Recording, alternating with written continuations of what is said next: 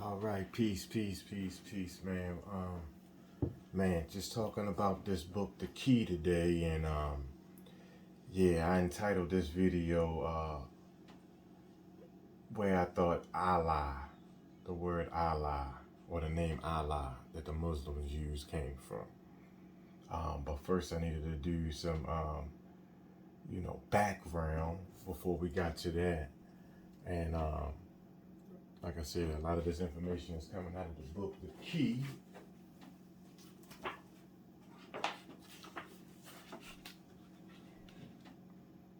By John Philip Cohen, or Cohen.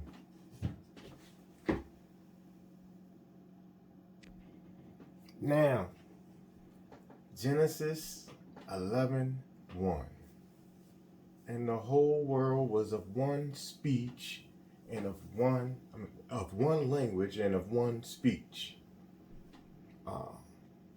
So if you check that out, this is the days of the so-called Nimrod, or Namir, or Quetzalcoatl, or well, there's so many different parallels, but we're not going to jump into all of that right now.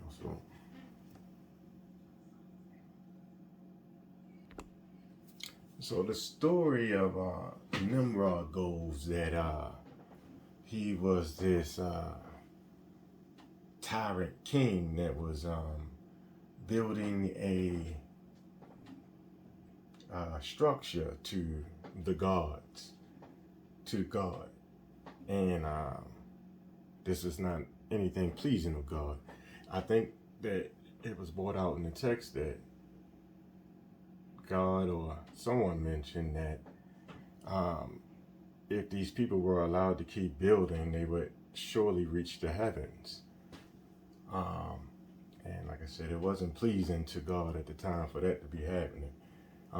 Like I said, and Nimrod is depicted as a tyrant king here. So the punishment for that, or the resolve, was to, because all of the people were working together and all of the people were of one speech and one language at the time.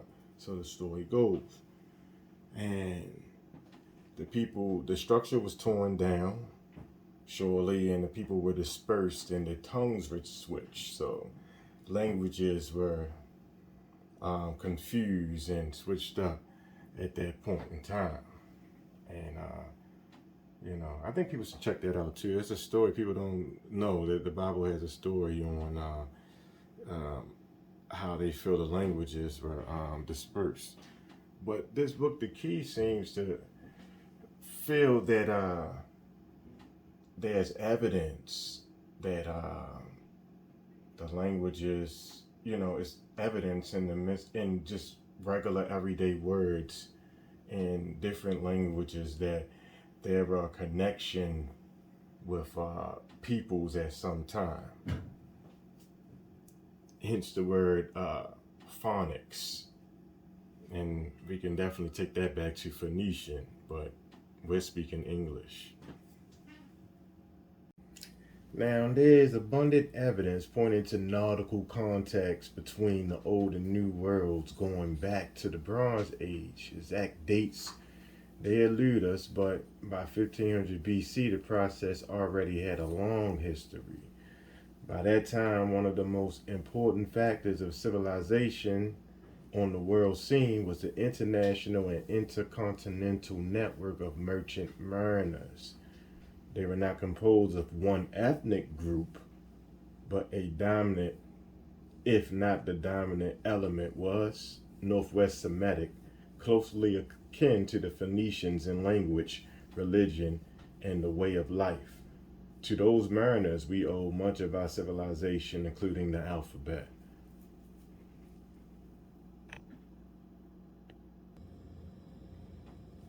So, to be clear, let me just stop for a second because I read over something fast.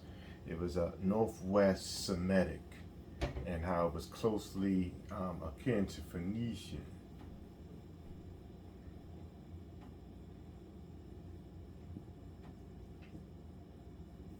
Whatever. Phoenician. Okay? Now they found this, it's like they have definite evidence that had been going on since 1500 BC. But we're talking about Northwest Semitic and how they were closely akin in religion, language, and the way of life. You know what I mean? Um, yeah, so I just wanted to highlight that right there too. Phoenician, which where they're at. That's the old world supposedly, and Northwest Semitic, the new world. They got evidence of trade pre 1500 BC, and evidence of them being able to speak to each other because of their language being closely associated. And the thing is, how they develop and spread civilizations is illustrated by a Bronze Age shipwreck excavated by George Bass at Caledonia off the coast of Turkey. And it's Caledonia if you want to look it up. Now, the vessel operating in the Aegean, of course, the Aegean Sea, with the Minoan and Mysian cargo, was made of Syrian wood, and its captain bore a Syrian seal. Thus, the ship and its leadership were from the Northwest Semitic sphere. Now, on the ship were the bronze tools of craftsmen, reflecting the fact that such vessels moved not only merchandise, but also carried the people who actually practiced the arts and craft.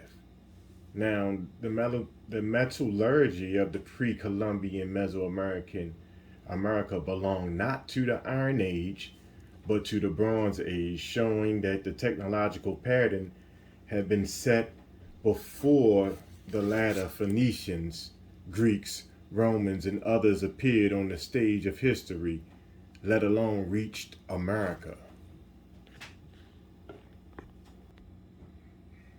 Sure. Mankind cherishes history, but often lapsed into collective amnesia.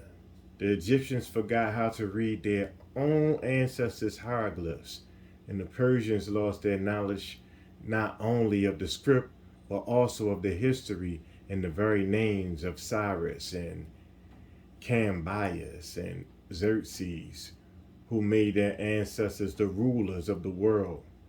Forgotten systems of writing had to be rediscovered and their messages revealed through decipherment in the 19th century. What seems strange is the Persian history had been preserved in the ancient Greek and Hebrew classic, unbeknown to the Persians themselves. Yeah, much the same thing has happened to us in the Americas.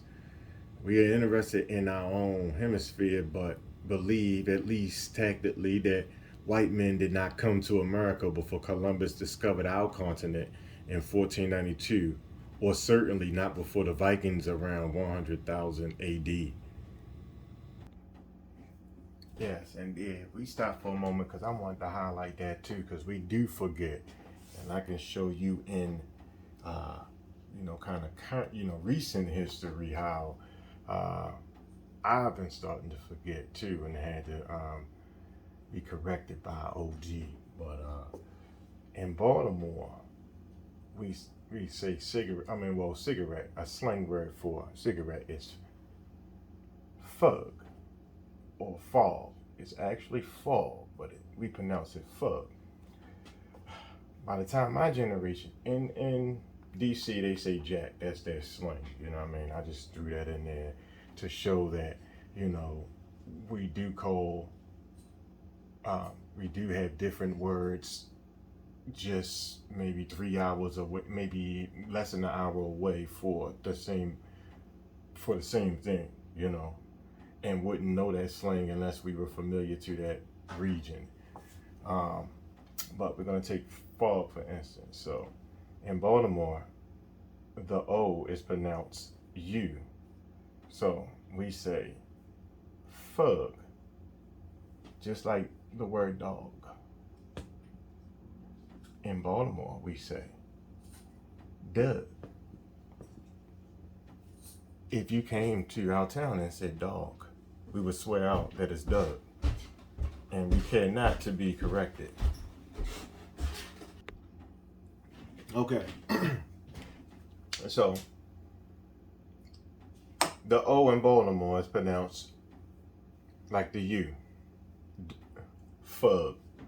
Dog. Doug. You come here, we say Doug. We're not going to let you correct us. But anyway,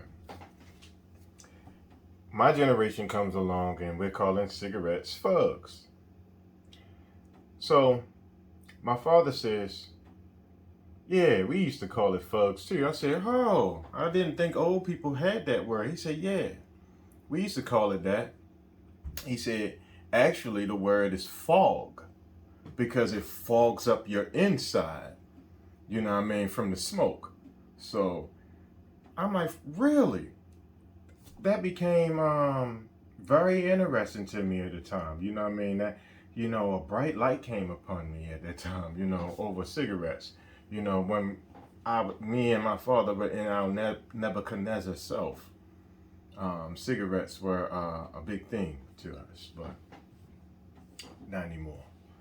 But anyway, yeah, but that was big to me because I had been saying fug and pronouncing it this way. And when I say fog, I definitely just say fog. It's not a word that we use much here, too. So that's how we differentiate, too. So I didn't even know where it didn't even make sense how the word fug came about for me and cigarettes. I didn't even think about how the slang was even made, but the slang came from fog. Had I known how to say the word correctly, you know what I mean, then I would have understood the origin well before my father was able to drop that science on me. So thanks to the OG for that. But yeah, that's just an example right there. Another example was Baltimore. Baltimore. In Baltimore, we say Baltimore. So that T becomes a D. All I'm making claim to is, and just like car. In New York, car is car. I might be saying car wrong. But car is car. You know what I mean? In LA, they say core. Getting the core. If we're just following the sounds, we could get a little lost right there, you know what I mean? But we still have a dominant beginning letter or beginning sound, you know what I mean? So that's staying the same. So that's going to render different spellings and stuff over time too, as things go through different languages, pass through different languages and different slangs. If I can have a different slang from somebody or a different sound to the same word to somebody just 3 hours away from me, such as the New York people or the up north Boston people saying car, and I say car, or it could be dog everywhere else, and I'm saying Doug down here. You know, somebody's going to start spelling words or making new words as generations go along based on how it sounded to them and the laws given to their alphabet.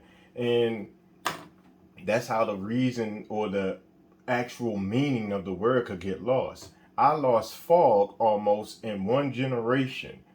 You know what I mean? So imagine how many generations have passed since the first sounds were made, and how many civilizations might have lost the actual meanings of their words. But we're going to jump back into the book for a second too. Okay? Just wanted to get my explanation out. Now, I believe the most important, first of all, cry havoc and let slip the dogs of war, Julius Caesar III. I now believe the most important word in the English language is havoc, best known for its usage by Shakespeare in the above immortal line. Originally, havoc was not a single word, but two words or two names, ha and ak. And that's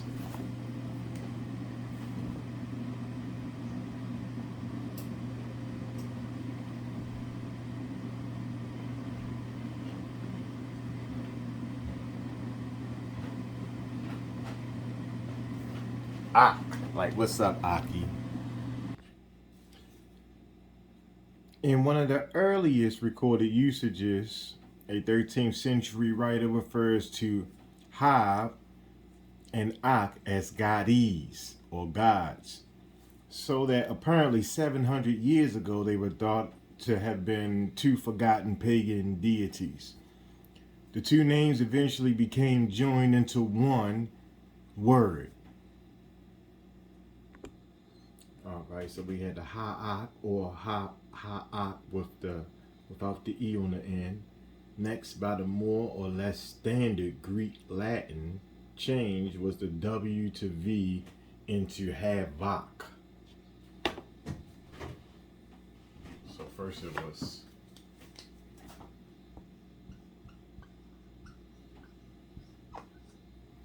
once the we had the Greek or Latin change, and then as it probably came over here, we dropped the K and put the C on it.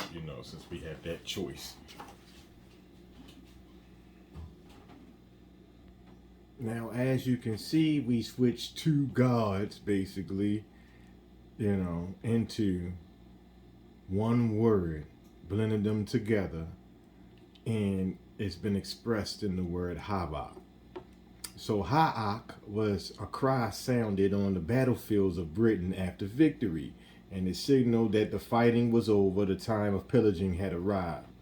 In this context, it would appear the warriors were offering up a shout of thanksgiving to two gods, Ha and Ak, who helped them win the day. Now, without straining, these two names would seem to fit the two most impressive, most mysterious prehistoric monuments in Europe, if not in the world, that being Stonehenge, and 11 miles northwest of Stonehenge, the largest circle of upright stone pillars in existence, on which the village of Avebury has been built. All right, now, okay, before the village or bury, so you can see that village, bury, that you might see in a lot of places in towns here. Um, it's another word for village, some old English stuff. And we have the Bury. We're going to read along before I make my other point. Okay. Was erected on a gigantic ruins, a process that unfortunately involved the removal and use of some upright stones. The site was called Plain Ava, like this. Ava or Ava.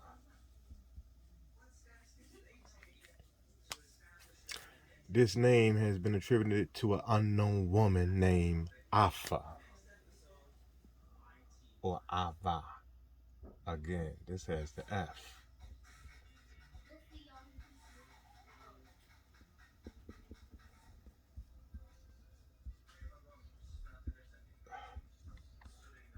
Ain't no daggone better.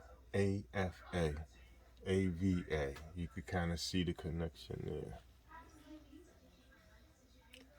Okay, but before the same standardization process that changed Ha into Hava in Havoc took place at Avebury, the name of the site would have been identical to Ha, which was that god we were talking about before in the beginning.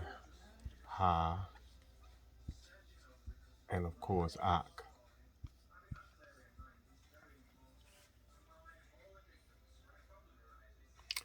The exact same name appears in both the word havoc and in Avebury. There is no etymological argument on this score, only the question of whether the same person or deity is referred to in both instances. There is a second related Ava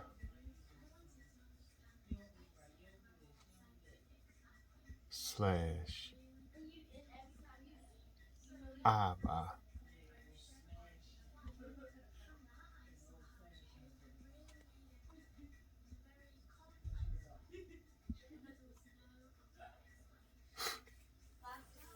butchering this whole thing, huh? Oh, we're gonna get it together though, baby. Hold on. We're gonna get it together. Ava.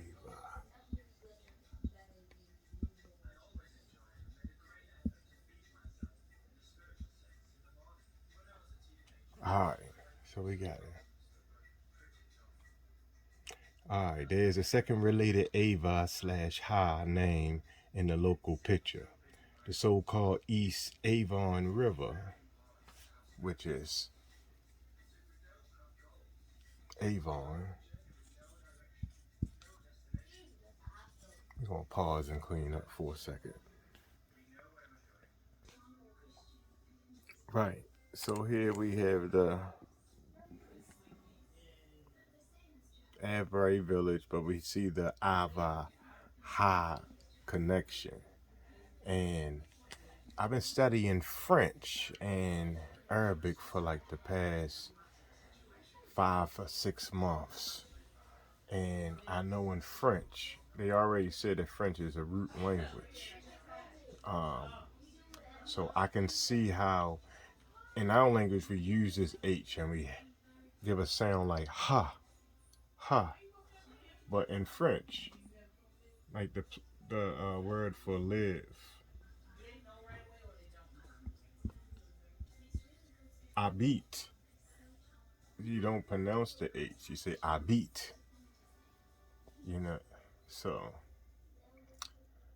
I know I can just make that connection right there that just because the H is silent in root language like French, I can now cognitize how they can have an H right there and still connect it with a sound.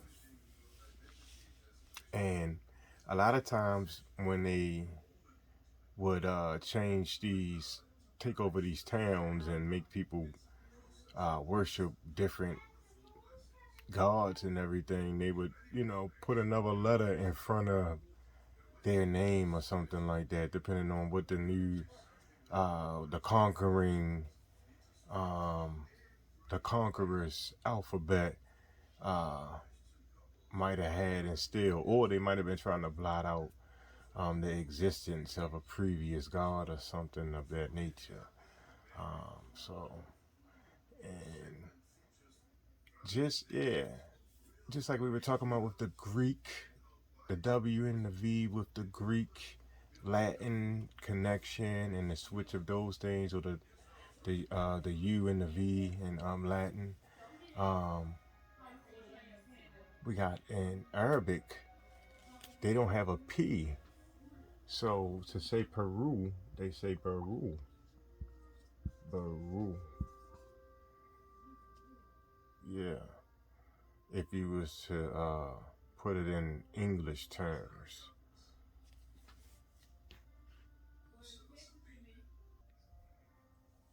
Like I was saying, Abi and Baru. I know somebody's gonna kill my Arabic, so it's probably wrong, but you know, hit me up if it's wrong.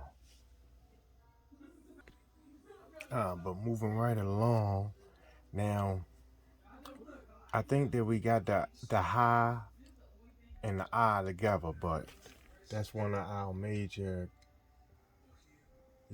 staples in all of these languages is this Ava slash ha, which was the hive and everything. We remember all of that, right? But that's what we're gonna have up there. But we also got to deal with this Ak, cause that's the other god that we were dealing with too.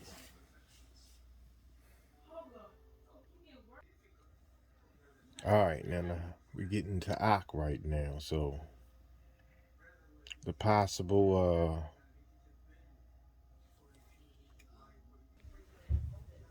yeah. So now we're gonna deal with the Ak, and you said Akborn Village is like 6 miles from Stonehenge. Um, so you can see that connection with the Av and the Ak, the other end of Havak, when they blended the two gods together with their name Havoc. So you can see it in that Og in the Doomsday Book, in the 12th century Doomsday Book. People might be familiar with that.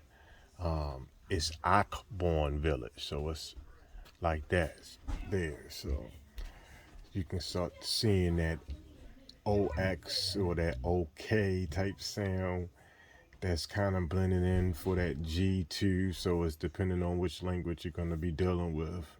So yeah, it looks like you can get any of that when you start dealing with the Scottish and the English and the Irish and that area there.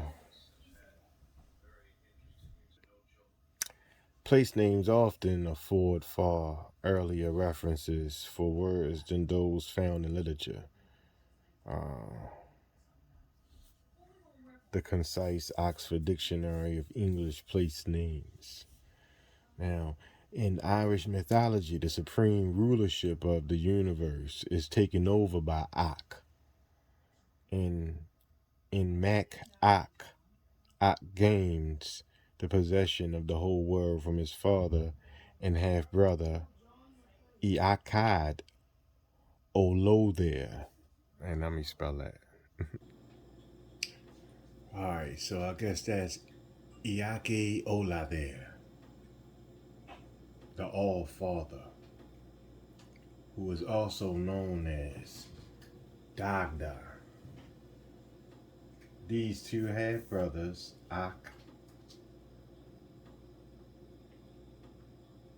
these two half brothers, Ak and Ake Olothere, have another half brother, Agma, who through a somewhat incestuous series of events is at the same time the grandson of Iake Olothere and the nephew of Ak.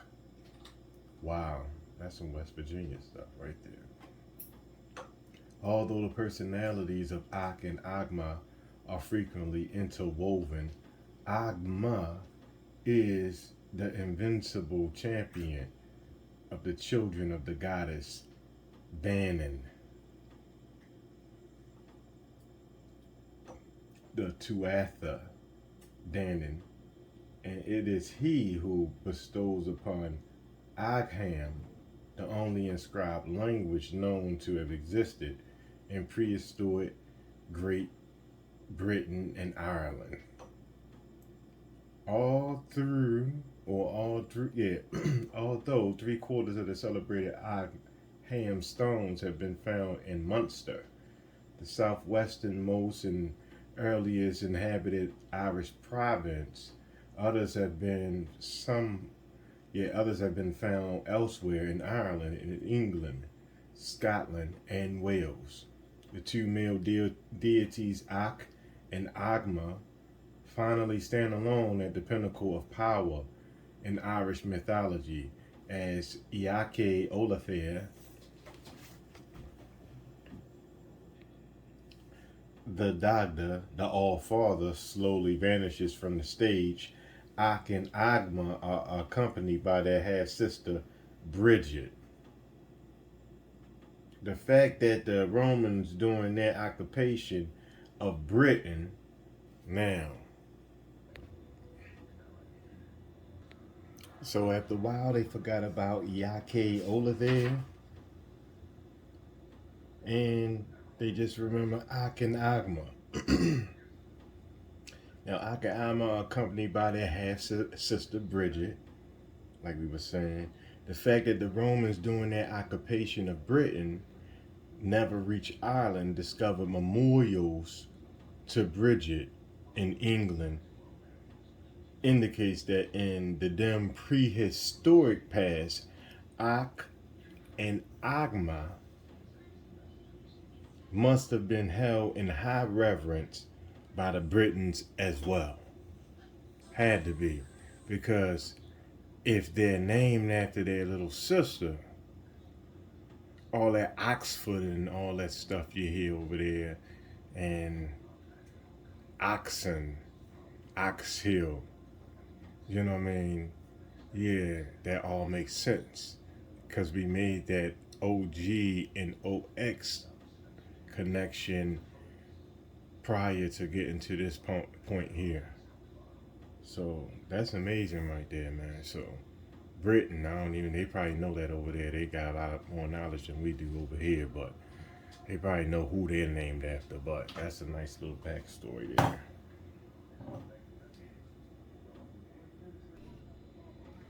Okay, now let's look at this too, because I like stuff that kind of relates to the Bible. In Africa, a rock painting from the Auga region, because we're gonna not pronounce the H, in the mid-Sahara. Now, this is from 6 or 7 thousand years ago, and you can see the monstrous figure is a big white deity. In the author's opinion, the only known depiction of Og, the giant, the last of the giants mentioned in Deuteronomy and the 5 other books of the Old Testament, survived the flood by riding on the roof of Noah's Ark and founded the fertile cult of Azeroth. The grid work over the face of the principal figure assumes a special significance in the text. And this picture is from Henry Lotte. Um, yeah, Henry Lotte, he wrote a nice book too.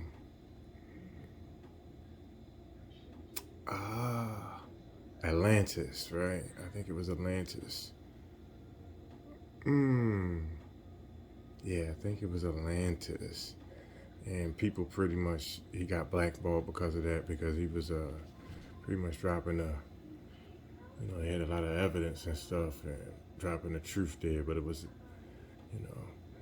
wasn't a quote pro type of thing to be doing at the time. So there, that's the Hagar Mountains. So you can look that up, and you can look up a bunch of the rock drawings that came up. So you'll see something like this, but it might be brown when you look it up online and a little faint. But I guess this copy was maybe able to darken certain areas, and it brought certain stuffs out in the glyph that I wasn't able to see online in the color version. So yeah, so and there's that Haga, and like I said, we're gonna pretend like we're French in the pronunciation, and it's gonna be Aga. It's the stuff that was on these mountains 7 and 8 thousand years ago, before the Britain or any of these other places came into play. You know what I mean? Well, at least the part of their, their society even came into existence, right? So um, there's some truth to some of this stuff too. You can see that there definitely was a plot to, confuse people. You throw an H in front of that or something like that, and it throws it off. And then you get people that don't understand etymology and don't understand language at all, um, that can't make the link. And you kind of need stuff like this to start helping you make the link too. So this is going to open the conversation for that. Um, so I think we got this pretty much understood. We're going to go to, so we got Abba, Ak, and there's one more key Semitic word that seems to, well, it's pre-Semitic anyway, so word that's out there that we got to deal with, and that's going to be the Ella, Elo, which is why we're here today anyway. All right, and it brings us here now. Elo, Elo is the Semitic name for God, for its stem. So from its stem, the Muslim name for God, Allah. So now we can see that down with the backdrop we did before. Now we can clearly see how Elo and Allah, just like Fug and Fog for me, or dug and dog, or court and car. It's just, a different dialect. They probably changed it. Air just changes that. The same change that it just took from me from 3 hours away from somebody else speaking and sounding completely different. Could be the same issue that was going on here with Elo and Allah. Clearly, both names for God, and both languages derived from, one Semitic itself, and the other one has to be a derivative of uh, Semitic language. Now, along with that, we have Alo, because we're going to do our French rule of not pronouncing the H in Alo, which sounds like Alo, which is an annual festival held in ancient Greece in honor of Demeter, Persephone, and Dionysus.